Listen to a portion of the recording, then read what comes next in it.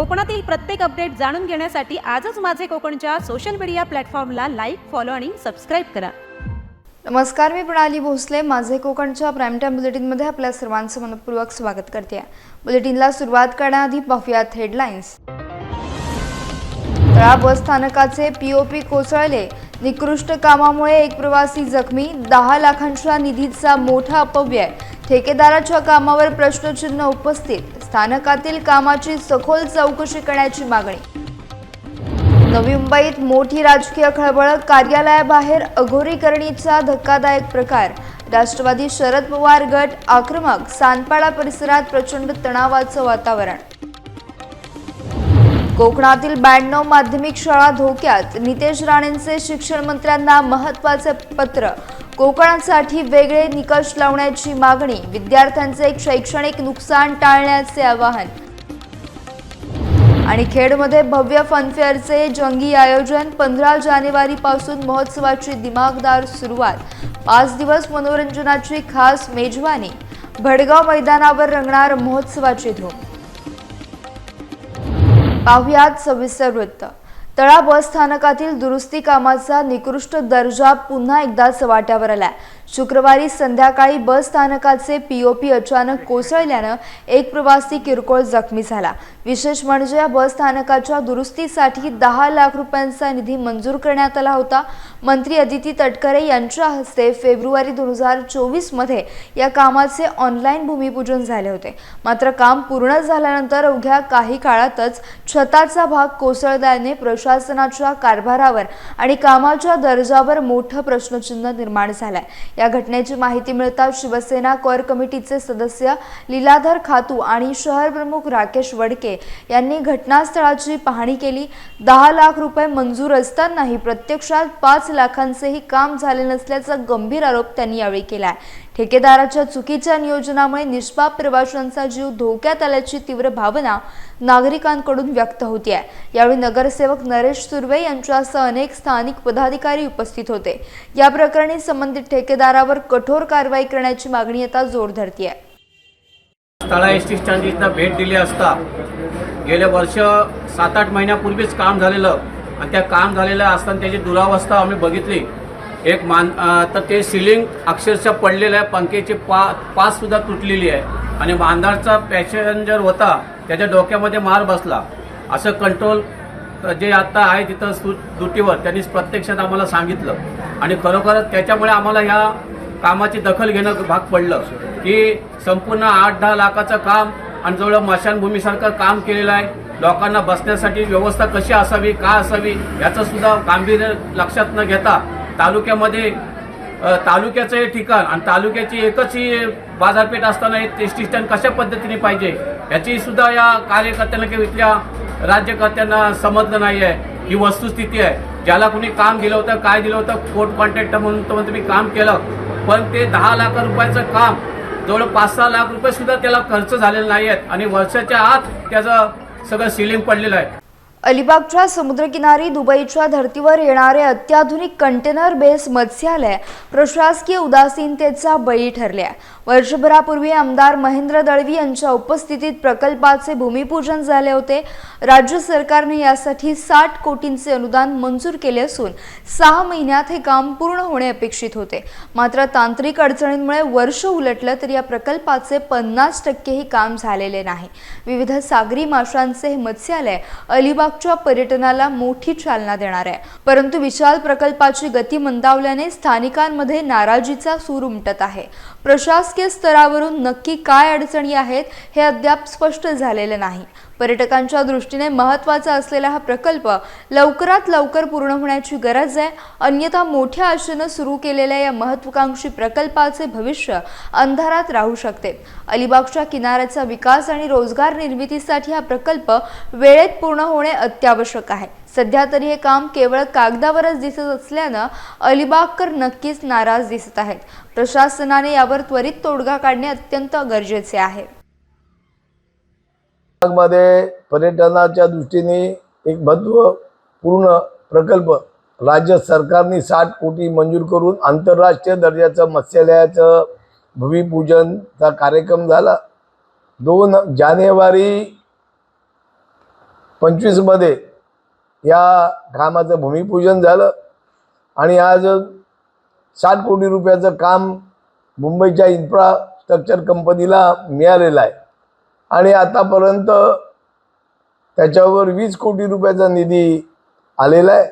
संबंधित यंत्रणा निधी नसल्यामुळे कामकाज त्यांनी मंदगतीने सुरू ठेवलेलं आहे. पण आता राज्य सरकारने निधी न दिल्यामुळे या सगळ्या योजना रखडलेल्या आहेत. आज आपण रोज वर्तमानपत्र बघतो की याचं उद्घाटन होते, त्याचं भूमिपूजन होते आणि आपण जर यंत्रणेला विचारायला गेलो ते सांगतात निधी उपलब्ध नाही. तर माझी राज्य सरकारकडे मागणी आहे, अगोदर अपूर्ण कामं तुम्ही पूर्ण करा आणि नव्याने निविदा काढा, जेणेकरून जनतेमध्ये आज चर्चेचा विषय झालाय. एक ठिकाणी शासन सांगते की निधी उपलब्ध नाही आणि दुसऱ्या ठिकाणी त्याच्यापेक्षा जास्त गतीने भूमिपूजन होतात. तर हा काय न सुटणारं हे कोड आहे. तर ह्याचा पण खुलासा राज्य सरकारने करणं आवश्यक आहे. आज अलिबाग हे जागतिक दर्जाचं पर्यटन स्थळ आहे आणि ज्या सुविधा जे इन्फ्रास्ट्रक्चर राज्य सरकार आणि पर्यटन विभागाने द्यायला पाहिजे ते दुर्दैवाने या शहरावरती रायगड जिल्ह्याची राजधानी असताना देखील आणि आंग्रे यांचं इथे निवासस्थान असल्यामुळे जे आंग्रे सरकार होतं त्यांचं ही राजधानी होती, ज्या दृष्टीने लक्ष द्यायला पाहिजे ते लक्ष दिलेलं नाही. तर हे मत्स्यालय तात्काळ त्याच्यासाठी निधी उपलब्ध करून द्यावा आणि रायगडच्या आणि पर्यटकांना याचा लाभ मिळावा, जेणेकरून अलिबागमध्ये पर्यटन व्यवस्था जोरात चालू होईल. नवी मुंबई पोलीस दलातील एका गंभीर प्रकारामुळे संपूर्ण खात्यात खळबळ उडाली आहे. अनैतिक मानवी वाहतूक प्रतिबंधक कक्षातील पोलीस हवालदार अनिल मांडोळे यांचा कोपरखैरणे येथील नटराज लेडीज बारमधील एक व्हिडिओ व्हायरल झालाय. या व्हिडिओमध्ये मांडोळे मद्यप्राशन करत नर्तिकांवर पैसे उडवताना स्पष्ट दिसत आहेत.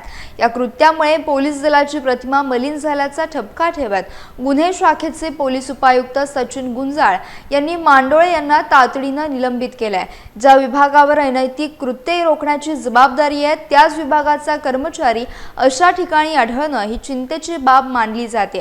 दरम्यान या घटनेची गंभीर दखल घेत राज्याचे पोलीस महासंचालक सदानंद दाते यांनी नवी मुंबई पोलीस आयुक्तालयाला गुप्त भेट दिल्याची माहिती समोर आली आहे.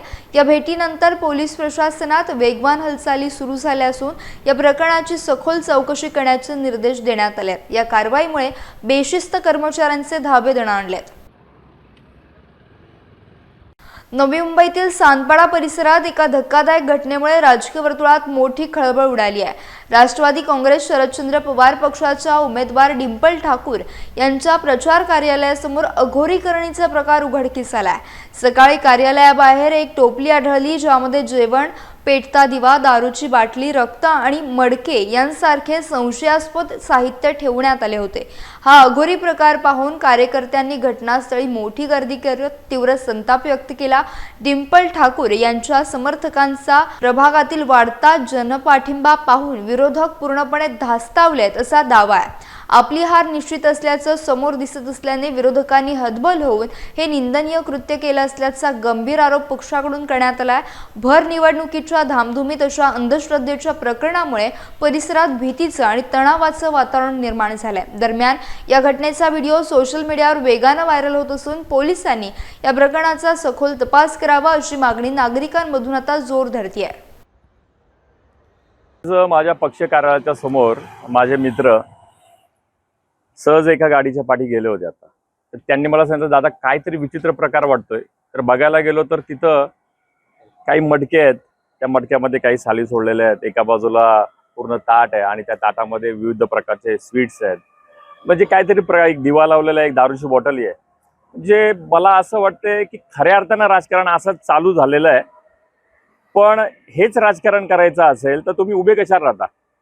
समोरासमोर जर तुम्हाला लढायचं असेल तर लढा ना. या अशा फालतूगिरी करून राजकारण होत नसतं कधी. आणि मतदारांनो तुम्ही पण बघा हे काय चालू आहे. माझ्या ऑफिसच्या समोरासमोर तुम्ही डायरेक्ट, आणि हे वेळ काय फक्त 10. आणि अशा प्रकाराला म्हणजे आजही अंधश्रद्धा किती चालते ते तुम्ही बघू शकता. कुठंतरी चुकीचं चाललेलं आहे.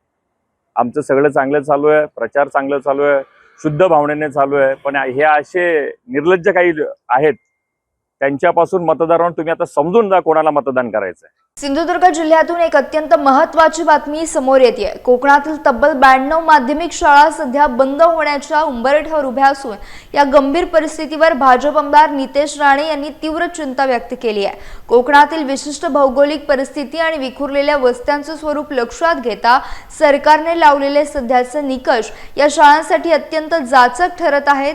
या पार्श्वभूमीवर नितेश राणे यांनी राज्याचे शिक्षण मंत्री दादा भुसे यांना सविस्तर पत्र लिहून कोकणासाठी वेगळे निकष लावण्याची आग्रही मागणी केली आहे. बंद होऊ नये आणि कोकणासाठी निकष तुम्ही वेगळे लावा हा माझा आग्रह आहे आणि त्यामुळे मी शिक्षण मंत्री दादा भुसेजींना पत्र लिहिलेलं आहे.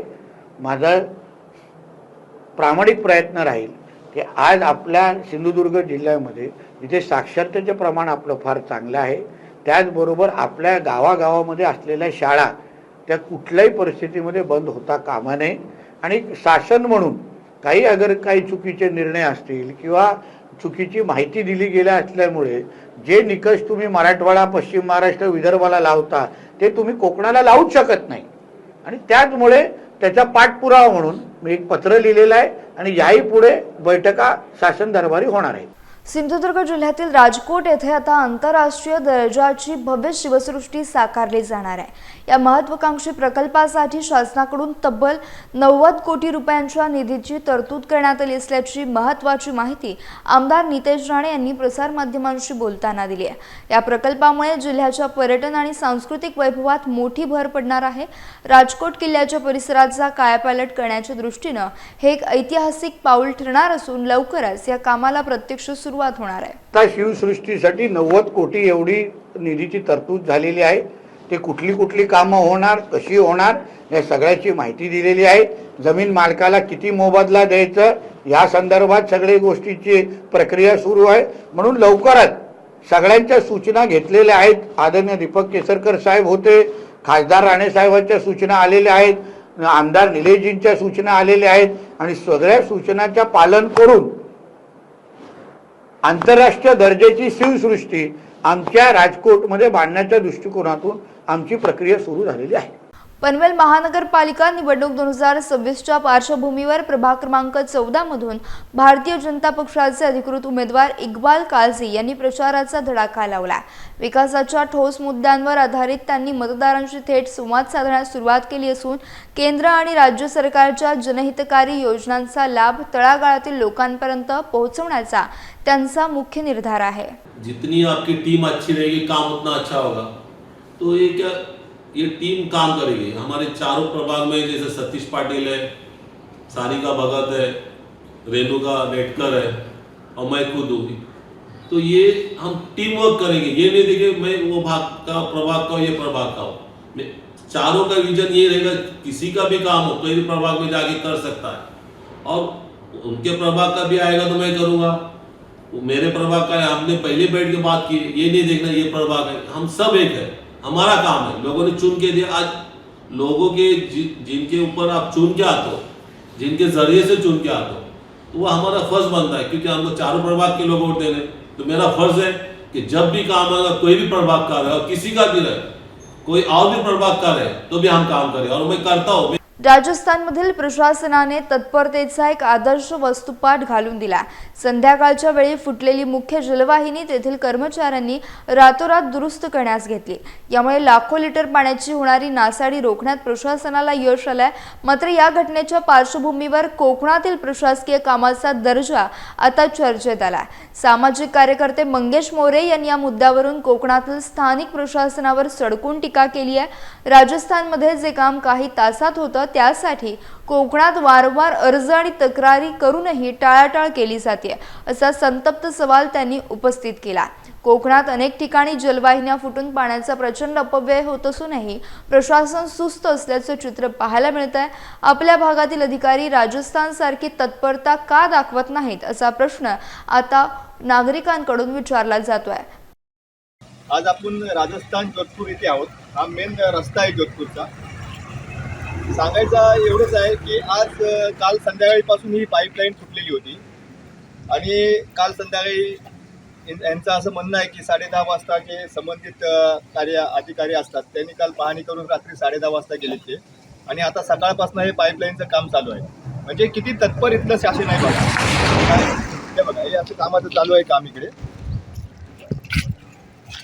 इथे असं हे काम चालू आहे आणि आपल्या इकडे 2-3 महिने 2-3 महिने आपल्याकडे अर्ज देऊन निवेदन देऊन सुद्धा आता आपण बहुतेक बस स्टँडच्या इथे बघत जात आम्ही 2-3 वेळा त्यांना विनंती केली तरीसुद्धा तिकडे अजून काय लक्ष दिलेलं नाही. त्याने असंच पाणी खूप वाहतंय आणि एवढंच सांगायचं असतं हे आता हे अधिकारी इकडे गाडी घेऊन आलेले आहेत बघा. ते स्वतः इथे कामावरती लक्ष देतात आणि काम करून घेतात. आता हे 1-2 वाजेपर्यंत 3 वाजेपर्यंत हे काम करणार असं यांचं म्हणणं आहे. तर आम्हाला एवढंच सांगायचं आहे की असंच आपल्याकडे प्रशासनाने नागरिक जेव्हा जातील त्यांची तत्पर भूमिका घेऊन लवकरात लवकर कुठची अडलेली कामं असतात ती करावी ही आमची प्रशासनाला विनंती आहे. खेडमध्ये संकल्प सामाजिक सेवा प्रतिष्ठानच्या वतीनं आयोजित शालांत परीक्षा व्याख्यानमालेचा भव्य उद्घाटन सोहळा उत्साहात पार पडला. यावेळी पोलीस उपनिरीक्षक रोहिदास केंद्रे यांनी विद्यार्थ्यांना मार्गदर्शन केले. ही व्याख्यानमाला ग्रामीण विद्यार्थ्यांच्या आयुष्याला नवी कलाटणी देणारी ठरेल. विद्यार्थ्यांनी परीक्षेची कोणतीही भीती न बाळगता वेळेचे योग्य नियोजन करावे आणि तज्ज्ञ शिक्षकांच्या मार्गदर्शनाचा पूर्ण लाभ घ्यावा असं आवाहन त्यांनी केलं. या कार्यक्रमात उद्योजक उत्तम कुमार जैन, पत्रकार अनुज जोशी आणि इतर अनेक मान्यवर उपस्थित होते. मागील परीक्षेत दैदिप्यमान यश मिळवणाऱ्या वैष्णवी डफळे आणि प्रिया मोरे या विद्यार्थिनींचा यावेळी मान्यवरांच्या हस्ते विशेष गौरव करण्यात आला. संस्थेचे अध्यक्ष अशोक सकपाळ यांनी गेल्या 16 वर्षांपासून सुरू असलेल्या या उपक्रमामुळे ग्रामीण भागातील शैक्षणिक गुणवत्ता सातत्यानं उंचावत असल्याचं नमूद केलंय.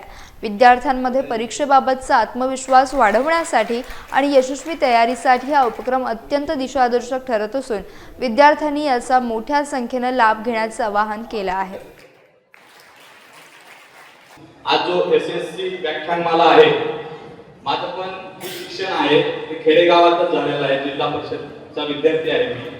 परंतु हे जी व्याख्यानमाला आहे ते आमच्या वेळी काही तिथं अवेलेबल झाली नव्हती माझ्या जिल्ह्यामध्ये. हे मी जेव्हा वाचलं SSC व्याख्यानमाला, हे तुमच्यासाठी जी अभ्यास काय असा ब्रॉड एकदम असाही नाही आणि तुमचा जी अभ्यास आणि ह्याची मार्गदर्शन करतायत सर. एकंदरीत तुम्हाला गावात तुम्ही येता येते. हे व्याख्यानमाला मी बघितल्यानंतर असं जाणवलं सर की जी MPSC द्यायची किंवा जी IIT ला कसं जायचं ह्या जे प्रशिक्षण असते त्या परीने जर हे 10वीसाठी देतात विद्यार्थ्यांना, म्हणजे बेस तुमचा बेस सुद्धा आहे 10वीच आहे. अगोदर बोर्ड होतं 5वी 8वी, परंतु आता सरसकट ही करतायत. तर अजून शिक्षण खात्याने ही केलं की प्रत्येकाने पास झालं पाहिजे, परंतु 10वी जी आहे तुमचा बेस आहे की तुम्ही असं नाही गृहीत धरलं पाहिजे की एखाद्याने आता माझा अभ्यास कमी झालेला आहे आणि आता अभ्यास 40 दिवस आहे. 40 दिवसामध्ये माणूस बरंच काही करू शकतो. स्वतःची क्षमता स्वतःच आणली पाहिजे. खेड शहरात मनोरंजनाचा नवा उत्साह आणि जल्लोष घेऊन खेड टायटन फनफेअर 2026 सज्ज झालाय. येत्या 15 जानेवारी ते 19 जानेवारी या 5 दिवसांच्या कालावधीत भडगाव येथील LTT स्कूलच्या भव्य मैदानावर हा महोत्सव आयोजित करण्यात आला.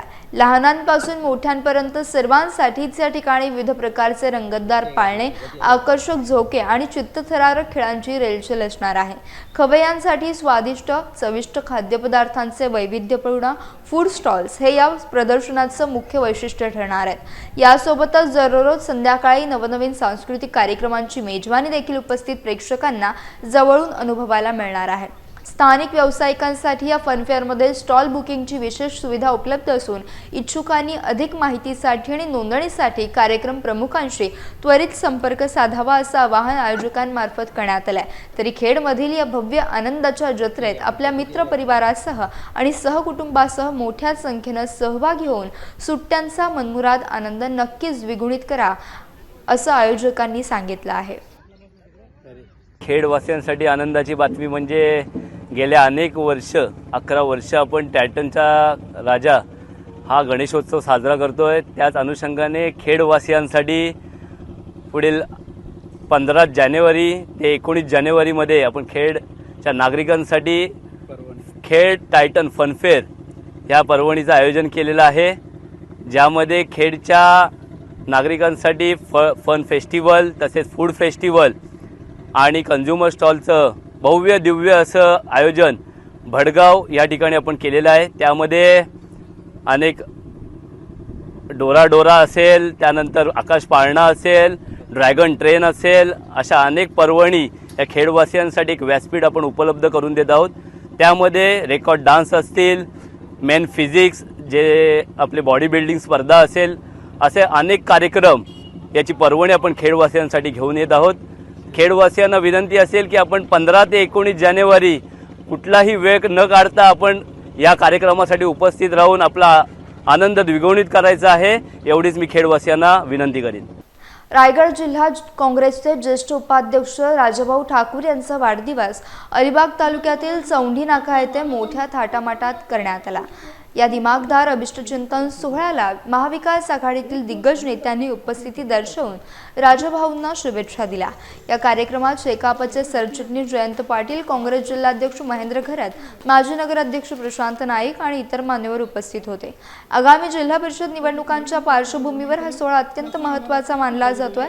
विशेषतः आवाज मतदार संघातून राजाभाऊ ठाकूर यांच्या उमेदवारीला कार्यकर्त्यांकडून मोठी पसंती मिळत असल्याचे चित्र यावेळी दिसून आलं।